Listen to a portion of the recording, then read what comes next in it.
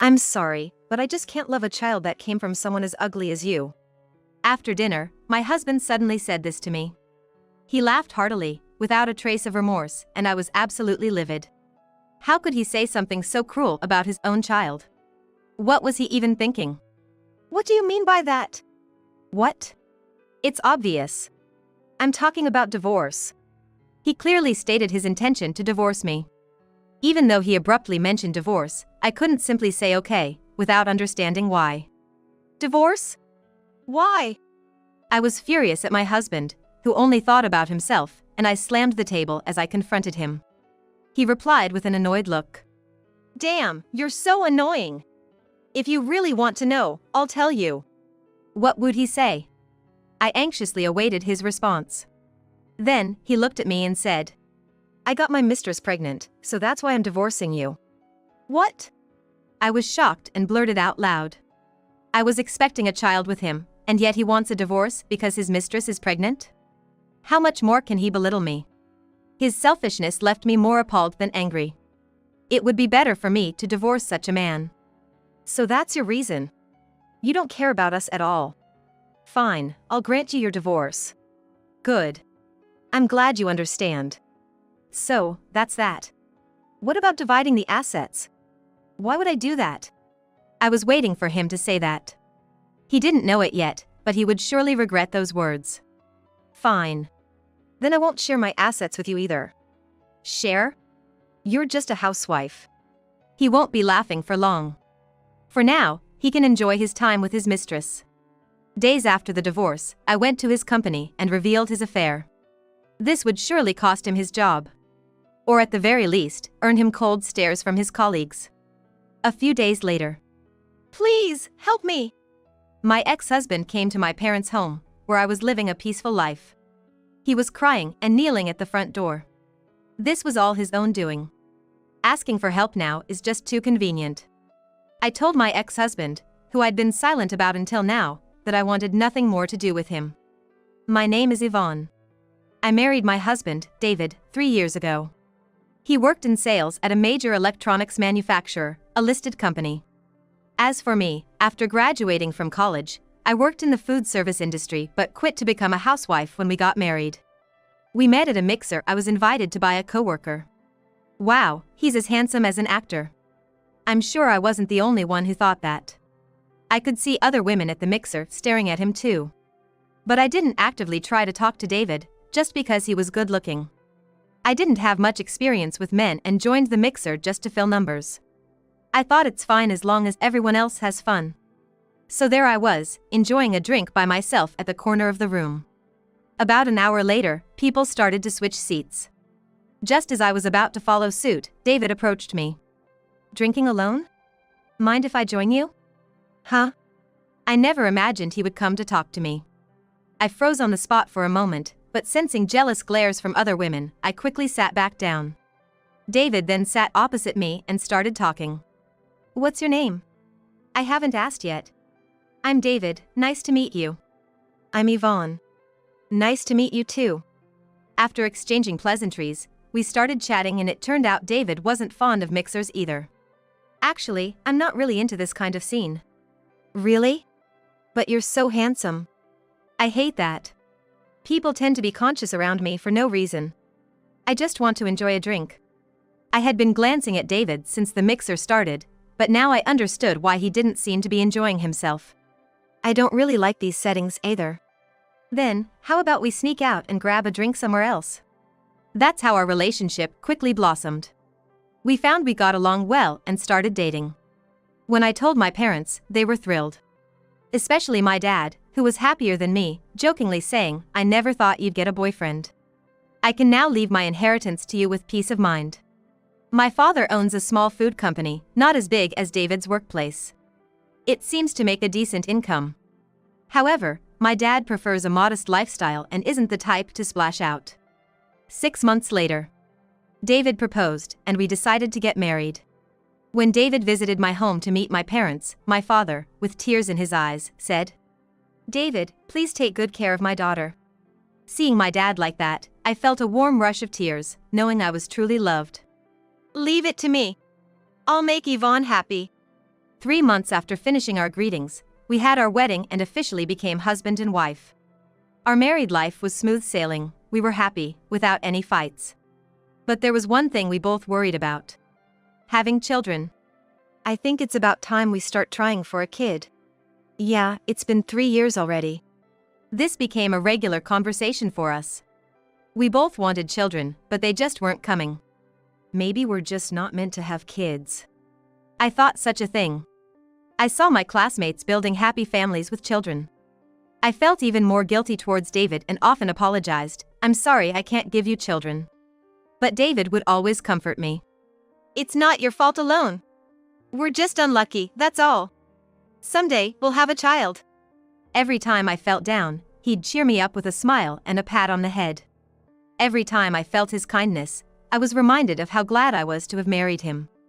Just like David said, one day we would have a child. I was determined to build a happy family. But I never imagined that something would abruptly end our happy marriage. 3 months later, I finally became pregnant with David's child. I'd been feeling unwell and missed my period, so I took a test and, to my relief, it was positive. The fertility treatments had paid off. I kept looking at the positive test result, overwhelmed with joy. I decided to surprise David with the news. I wanted to call him right away, but I held back, eager to see his reaction. Guess what? We're finally having a baby. Is it true? That's great. I'm really relieved. I told him after dinner when he got home from work. As expected, he was really surprised. But even more so, he was overjoyed, thanking me with tears in his eyes. Thank you. From now on, I'll work hard for our baby. You're gonna be a dad now, so work hard, okay? We shared our happiness that night. True to his word, David started working late nights from the next day. Honestly, I wished he didn't have to work so hard, but I couldn't complain since he was doing it for us. I spent my days doing housework and waiting for him to come home. At first, he would come home late, but before the day changed. Gradually, he started coming home later and later, and a month after I found out I was pregnant, it became common for him to come home after midnight. Concerned about David working long hours every day, I approached him one day during the weekend. You've been doing a lot of overtime lately. Yeah, work's busy. But it's good timing with the baby on the way, right? Overtime means a bigger paycheck. True, but... I understood his point, but I was worried. If this keeps up, his health might suffer. I know it might be none of my business, but do you really need to push yourself so hard? If you break down, it'll be for nothing. What? I'm doing this for you and the baby. You realize it'll be tough once the baby's here, right? I'm sorry, I didn't think that far. Besides, since you're not working, I have to be the one earning. I had never seen David this angry before. All I could do was apologize. I didn't realize he was thinking so seriously about it. After apologizing, I decided not to bring up his work anymore. We went to bed without talking much that night. The next morning. Good morning, I said as I entered the living room. David was already sitting on the sofa, drinking coffee and watching TV. His mood seemed much better compared to last night.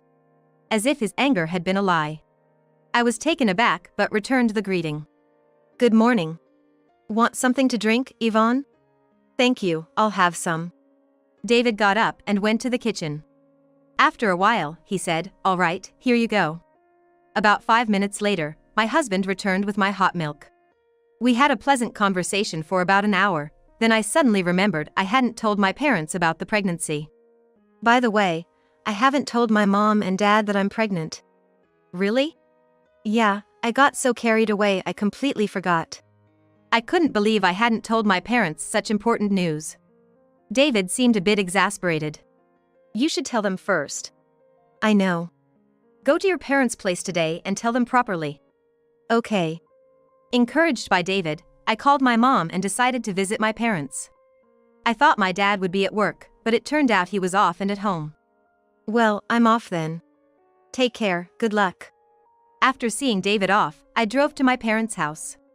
It's about a 30-minute drive from where I live now.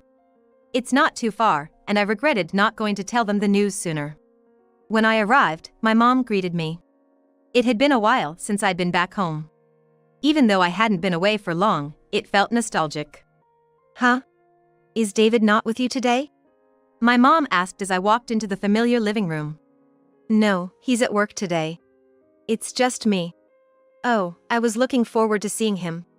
Well, it can't be helped. After chatting with my mom, I realized something.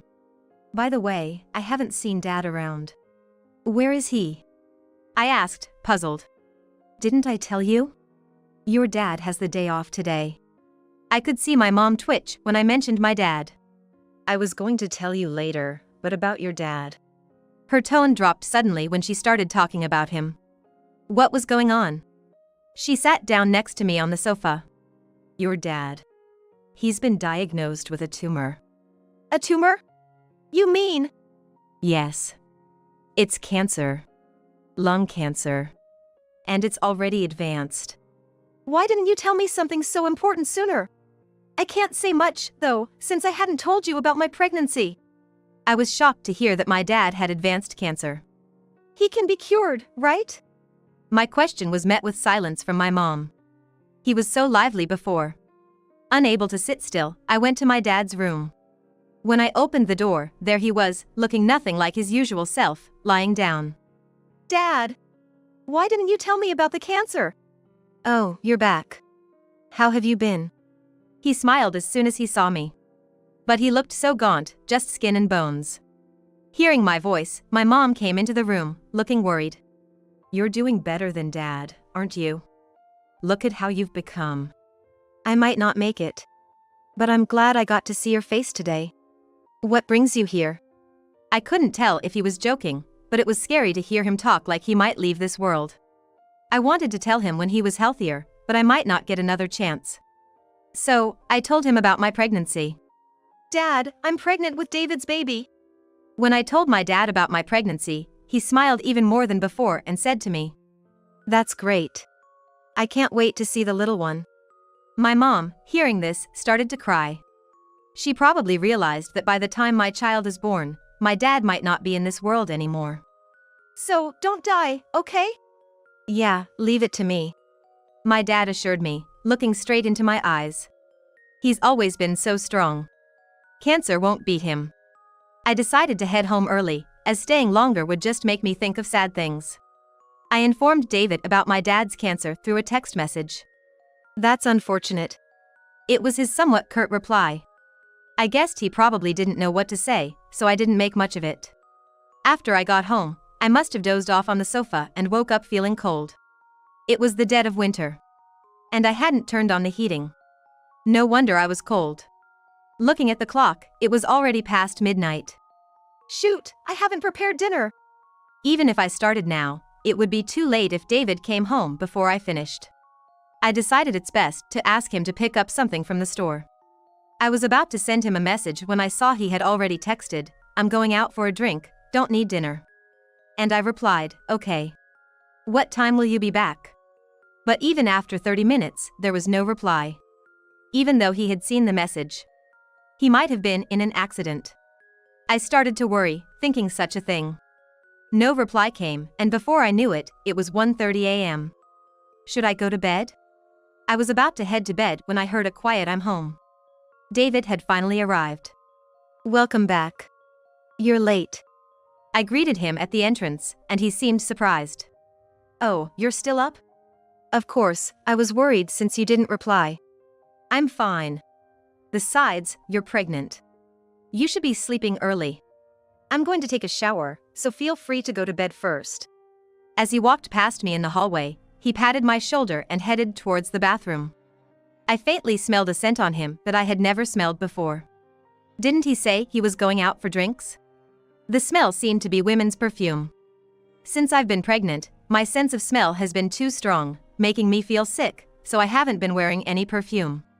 I had told David, so he shouldn't be wearing any either. Wondering about it, I decided to ask him if he used perfume while he was in the bath. Hey, you went out for drinks tonight, right? Yeah, I did. With whom? Just some colleagues from work. Did any of them wear perfume?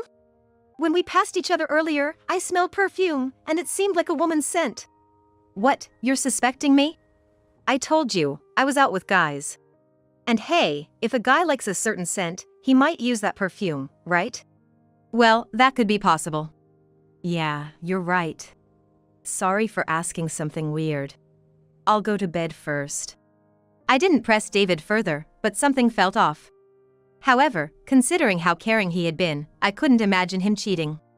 So, I decided to let it go and went to sleep. The next day. Perhaps because I slept too much after returning from my parents' house, I woke up before dawn. Waking up at such an hour wasn't ideal. I tried to go back to sleep, but I couldn't stop thinking about last night. Did he really go out for drinks with male colleagues? Although it felt wrong to doubt him, I couldn't help but be concerned. David was still sleeping soundly. Probably exhausted from drinking. Even as I moved around, he showed no signs of waking up. That's when I noticed his phone on the bedside table. Sorry. I whispered to myself, feeling guilty for snooping, but I couldn't resist checking his phone. It wasn't locked. No way. As I looked through David's messages, I saw he had been chatting happily with a woman I didn't know. Her name was Samantha. She's not that pretty, and I've just been using her for convenience. Maybe it's time to let go. Then break up with her and come live with me. Maybe I should. Besides this, there were other messages. Even recent exchanges from yesterday were there. Hey, next time, tone down the perfume. She almost caught on. Sorry, I'll be more careful. Did she find out? No way. She's easy to fool since she's so into me. It's a piece of cake during times like this. After reading everything, I felt so sick that I rushed to the bathroom. I couldn't believe he was actually cheating. From that day, I couldn't trust David anymore. But I couldn't afford to divorce him in my situation. So, I continued to act as if I was unaware of his infidelity, treating him the same as before. Misfortune often comes in waves. A month after discovering David's affair, my beloved father passed away. I never got the chance to show him his grandchild, leaving me in the depths of despair. I'm sorry about your father. David consoled me during the funeral, but his words didn't touch my heart. You are cheating. All I could think about was his infidelity. A week after the funeral, I stayed at my parents' house. This was David's suggestion. Stay with your mom, he said, seemingly considerate. But I knew it probably suited him better. Giving him freedom to be with his mistress while I was away. Spending a week at home, sorting through my father's belongings, the time flew by. The day I was about to leave had come. I'm heading back, take care. Wait a moment, she said, hurrying back into the house. Curious, I waited, and she returned with a paper in hand. Here, this is from your dad. Is it a bank statement, right? I was stunned to see a balance of $1 billion. Such an enormous amount was beyond anything I had ever seen. Your dad had been saving this for you for years. He wanted to give it to you when you got married, but he missed the chance. He asked me to give it to you before he passed. But what about you, Mom? Shouldn't you have this? I'm fine. You have a child on the way. Even with taxes, you'll be able to live comfortably. I tried to return it, but she firmly refused. In this situation, my mother is also stubborn, so she probably won't accept it. I'll take it, then. Do visit again. I will. Then I left my parents' home. Returning to the house where David was waiting, I entered saying, I'm back. But received no response. I thought maybe he was out with that woman, but when I opened the living room door, there he was. Oh, you're back. I made dinner. Despite everything, he had his kind moments. I reconsidered my feelings about him a little, until I noticed an incredible number of empty liquor cans on the table. Did you drink all this alone? Yeah. Something good happened. That's not something to be happy about. I didn't know what it was, but he had gone to the trouble of cooking. I decided to have dinner. Thanks for the meal, I said after finishing. While I was washing the dishes, David called out to me. Hey, sit down over here. His face was red as he gestured for me to sit at the dining table. But I'm still washing the dishes. Just sit down. What could he possibly want to talk about? There's no need to rush like that, is there? Grumbling, I sat down as he had asked. So, what is it? I hate to say it, but I can't love a child that's been made with someone as ugly as you, he declared, laughing heartlessly. He was mocking his own child. What was he thinking? What do you mean by that? It's obvious. We're getting a divorce. He clearly stated his intention to divorce me. Even though he mentioned divorce so abruptly, I wasn't naive enough to simply say okay, without understanding why. Divorce? Why? I was furious at David, who only thought about himself, and I slammed the table as I confronted him. Then he replied with an annoyed look. Damn, you're so annoying. If you want to know that badly, I'll tell you. What was he going to say? I waited anxiously for his response. And then, he finally told me. I'm divorcing you because I have a child with my mistress. What? I was shocked. I knew he was having an affair, but I never expected him to say he was divorcing me because his mistress was pregnant. How much more could he belittle me? I was beyond angry and simply appalled at his selfishness. It's better for me to divorce this kind of guy for my own sake. So that's your reason? You don't care about us at all. Fine, I'll grant you your divorce. Good. I'm glad you understand. So, that's that. What about dividing the assets? Why would I do that? I was waiting for him to say that. He didn't know yet, but he would surely regret those words. Fine. Then I won't share my assets with you either. Share? You're just a housewife. You don't have any money to give, pretending to be all high and mighty. Money? I have more than you. You said no to dividing the assets, remember? I'll never forgive you and your mistress. At that moment, I swore to myself that I would get revenge on David. All right then, it's settled. Sign this, he said, smirking as he pushed the divorce papers towards me. I never imagined I'd married such a person. Is this okay? Yeah, okay. I have something to ask. What? Go ahead. What about the baby in my belly? What are you planning to do? I asked David, needing to know, right after signing the divorce papers. The child was innocent, after all. While it's fine for him to divorce for whatever selfish reasons he has, I just wanted to know what he was thinking. Oh, that baby? I waited silently for his response. Can't do much about it now. Fine, I'll just pay child support.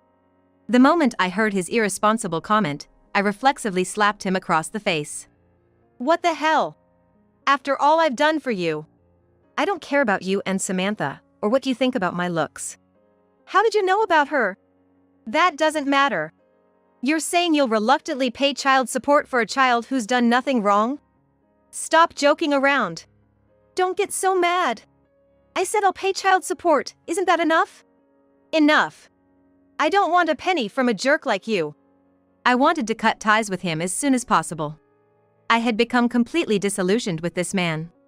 You think you can raise a child on your own? Just leave me alone.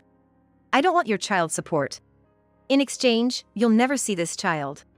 Fine by me. Saves me money. Such a despicable man. My own child's father, no less. That day, I left the house and went back to my mom's. What happened? Well, you see. I explained everything to my mom. She listened silently, her expression growing angrier. So that's it. Do you want to get back at him? Well, I don't like being walked all over. Then call this person. My mom said, handing me a business card. What's this? It's a detective agency's card. Embarrassingly enough, your dad once had an affair. I never told you, but I didn't want to let it slide, so I hired a detective to gather evidence and really cornered him. I let it go since we were young back then. I never knew such a thing about my mom. I never imagined my dad would cheat. I shouldn't have inherited this trait from my mom. With a bitter smile, I gratefully accepted the card. The next day, I called the detective agency right away. With the information I had, it wouldn't take long to gather evidence. To make an official request, I went to their office in the neighboring town that very day. Please, I want to show them hell. Something like that happened? As a man myself, I can't forgive that. Don't worry, we'll definitely gather the evidence. I told the detective everything that had happened between me and my husband, and he seemed even angrier than me. It made me think again about how much David had wronged me to evoke anger even in another man. A week later, the detective promptly sent me the evidence. He said it was easy since the two of them were at home almost every day. Samantha, the mistress, was a 25-year-old office worker at a company dealing with my husband's firm. They were even spotted at a maternity clinic, confirming what my husband had said. With all this evidence, it should be more than enough. I immediately copied the photos and mailed them to my husband's company. And Samantha's as well. If their affair got out, he wouldn't be able to stay at his company. He might even get fired. As I waited eagerly for my husband's reaction, a few days passed. One morning, our doorbell rang. Maybe it's a delivery? But when I opened the door, there was my husband. He was crying. What? I said coldly. It was just annoying to have him do this on my doorstep. I just wanted him to leave. Please, help me. Help you? I don't even understand why you're asking. I got fired because of the photos you sent. They were the reason. Yes. I didn't show it, but inside, I was giving a triumphant fist pump. Really? But why should I help you? It's your fault. Don't talk nonsense. Give me a break with the jokes. My fault? You're the one who cheated and even had a child, you get that? Well, that's... Besides, our marital relationship is over. I don't see why I should help you. As I argued with David, he made a proposition. You don't have an income, right? If you just say it was all a misunderstanding, I might not get fired. Report that to the company, and I'll send you just enough money to live on each month, so please. Such a selfish man. I had no reason to do that for him. Besides, I now had more money than him. I went inside the house and brought out the bank book my father had left me. Look at this. What? $1 billion? Yes, I have $1 billion now. So, I don't need your help to survive. You really missed out. Oh my! David's shoulders slumped at this revelation. He must realize. I don't need him anymore. Anything else? If not, you can leave. If you don't want to go, I can call the police. I'm leaving, just don't call the police. He stood up immediately and started to leave. I stopped him as if to hold him back. Oh, one more thing. What now? You still have something to say? No need for property division or child support, but I will be claiming alimony. From you and Samantha, was it? I'll have my lawyer send you the bill, so be prepared. Hearing my words, David staggered away, even more deflated. This should make him realize the magnitude of his actions. A month later, I received the alimony from my ex-husband. I didn't want the money, but I demanded it as a matter of principle. Seeing that they paid, they might be reflecting a bit. As for my ex-husband, he lost his job soon after our split and also lost his connection with his mistress. She was only with him for his status as a handsome man working in a large corporation. Now, he's struggling, working night shifts at a convenience store until he finds another job. I should have treasured you more. Not being able to see my child, I have nothing but regrets. He messaged me, but I haven't replied. He got what he deserved, it's not my concern anymore. My unborn child is growing well. And I recently found out it's a boy. I don't want this child to become a selfish person like my ex-husband. I'm determined to make sure that the child soon to be born will grow up to be a strong and upright man.